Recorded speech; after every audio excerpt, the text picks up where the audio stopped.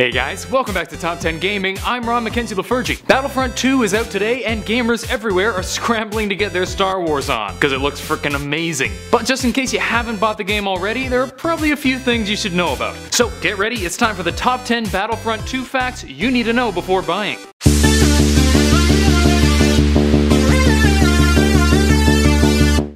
Number 10. There already is a Star Wars Battlefront 2. Let's get this out of the way to sort out some confusion. If you've been gaming for a while, you may have been a bit confused when you heard Battlefront was coming out because it already came out in 2005. This one is the sequel to the reboot, meaning the order goes Battlefront 1, Battlefront 2, Battlefront 1, Battlefront 2. Not confusing at all. So if you see a sale on Battlefront 2, just make sure to check the year. 2005 game was great, but it's definitely not the same thing. Number 9. They're trying to fix the mistakes from the first reboot. The Battlefront reboot was quite good, but disappointing to a lot of people. Expectations were probably a bit high, but most agree that it failed to impress in a few areas, particularly the amount of content.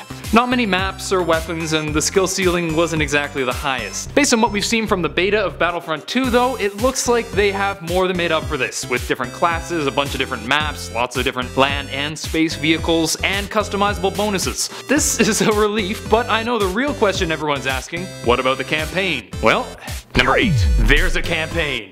And it's from the Empire's perspective. This will come as a relief to many people who found Battlefront 1's lack of campaign disturbing. Turns out we'll be playing pretty much the whole campaign from the side of the Empire, playing as Iden Versio of the Inferno Squad, who will supposedly go through some sort of journey of redemption. But don't worry, you'll still get to play as other people like Luke Skywalker and Kylo Ren. If you want to learn more about Iden, you're in luck. There's a companion novel about her called Star Wars Battlefront 2 Inferno Squad. So if you like to get immersed in the story, give it a read. Number 7. The campaign takes place between Return of the Jedi and Force Awakens. Star Wars films span a number of decades now, meaning a campaign in the game would likely have to choose a particular time frame in which to take place. It seems that this Empire-centered campaign will occur following the destruction of the second Death Star at the end of Jedi. Excellent. Number 6. Multiplayer will span all eras of the films. With so much new Star Wars stuff out there now, some were wondering when this game would take place. Thankfully, unlike the campaign, it seems multiplayer will be unaffected by the peskiness of time, and we'll see characters from all eras fighting together. This means we could see Kylo Ren facing off against Darth Maul while Han Solo fires impotently at them both. Awesome.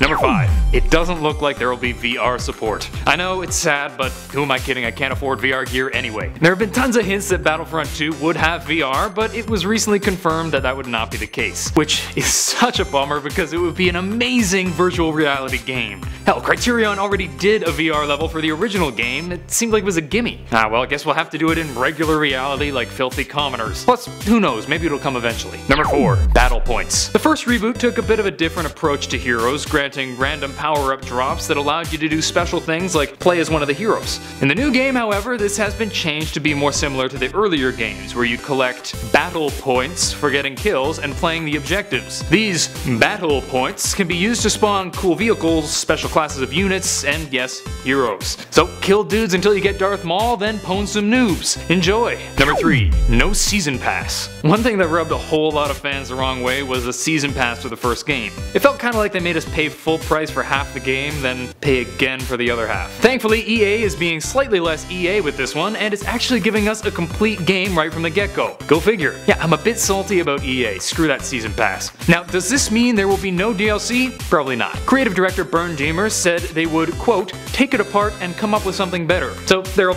probably be some sort of DLC, but I think it'll be much healthier than the first reboot. Number 2.